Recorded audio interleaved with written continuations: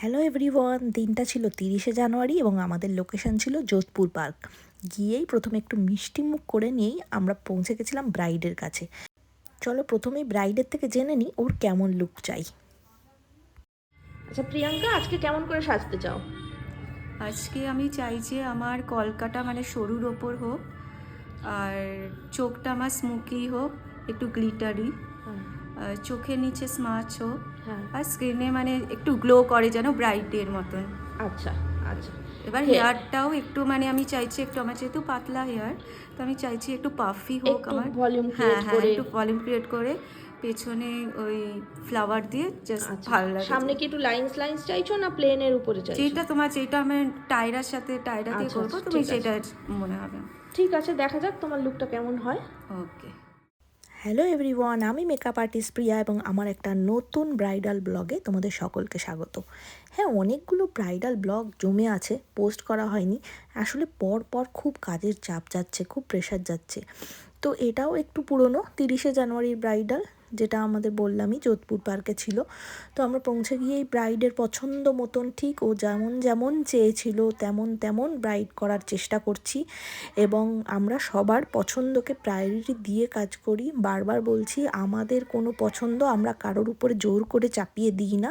হ্যাঁ, অবশ্যই কনসাল্ট করি বা অ্যাডভাইস দিই যে তুমি এটা করতে পারো, এটা করলে ভালো লাগতে পারে, তার মতামতটা নিয়েই কাজ করি। তো এখানেও প্রিয়াঙ্কার মতামত নিয়ে ওর প্রত্যেকটা জিনিস ওর পছন্দ মতনই আমরা করেছি। তো এই ফাইনাল লুকটা কেমন লাগলো তোমাদের অবশ্যই কিন্তু আমাদের জানিও। এবং আমার যদি ভিডিও তোমার ভালো লাগে তাহলে অবশ্যই আমার চ্যানেলকে একটু ফলো করো, আমার পেজটাকে ফলো করো। আচ্ছা, এখানে একটা জিনিস বলার আছে আমার। দেখো, গয়নাটা কিন্তু আমরা বাড়ির লোককে দিয়ে পরাচ্ছি। এক্ষেত্রে আমি বিশেষ কিছু কথা সবার জন্য বলতে চাই, স্পেশালি যারা তোমরা মেকআপ আর্টিস্ট আছো, আমার স্টুডেন্ট আছো, বা আমাকে ফলো করো যত মেকআপ আর্টিস্ট আছো, সবার জন্য আমি বলছি এটা। গয়না পরানো না নিজেরা বন্ধ করে দাও।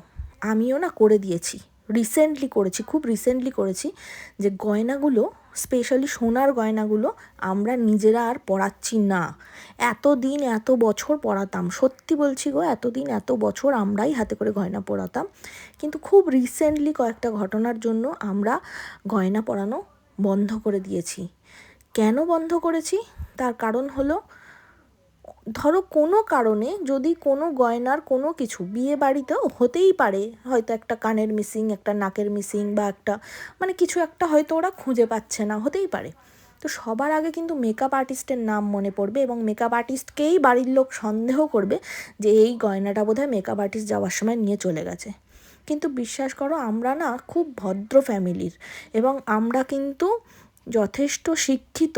মেকআপ আর্টিস্ট বলে এই না যে আমরা পড়াশোনা জানি না, অশিক্ষিত, বা কোনো বাজে ফ্যামিলি থেকে বিলং করি। আমরা যথেষ্ট শিক্ষিত, যথেষ্ট ভদ্র ফ্যামিলি থেকে আসি।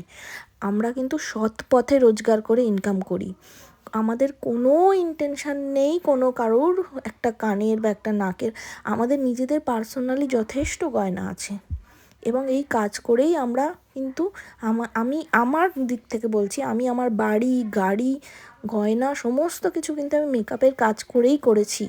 অনেক স্ট্রাগল করে করেছি, কিন্তু সৎ পথে করেছি। তো যাই হোক, এই কথাগুলো আজকে বলছি। আমি তোমাদেরকে একটা জিনিস বলে মানে জাস্ট জানানোর জন্য বলছি, যে তোমরাও না গয়নাটা অ্যাটলিস্ট বাড়ির লোককে পরাতে বলো। বা যখন গয়না পরানো হবে, যদি বাড়ির লোক পরাতে নাও চায়, তো তোমরা বলো যে বাড়ির লোক দাঁড়িয়ে আমার হাতে গয়নাটা দাও, আমি পরিয়ে দিচ্ছি একটা একটা করে। নিজেরা হাত দিয়ে গয়না নিতে যেও না, অযথা বদনামের শিকার হতে হবে তোমাদের। তো যাই হোক, এইটুকু আমার বলার ছিল। বলতে বলতে ফাইনাল লুকটা তোমরা দেখে নাও কেমন হয়েছে। যদি ভালো লাগে তাহলে একটা লাইক, কমেন্ট, শেয়ার অবশ্যই করে ফাইনাল দিও। লুকটা তাহলে কেমন লাগলো?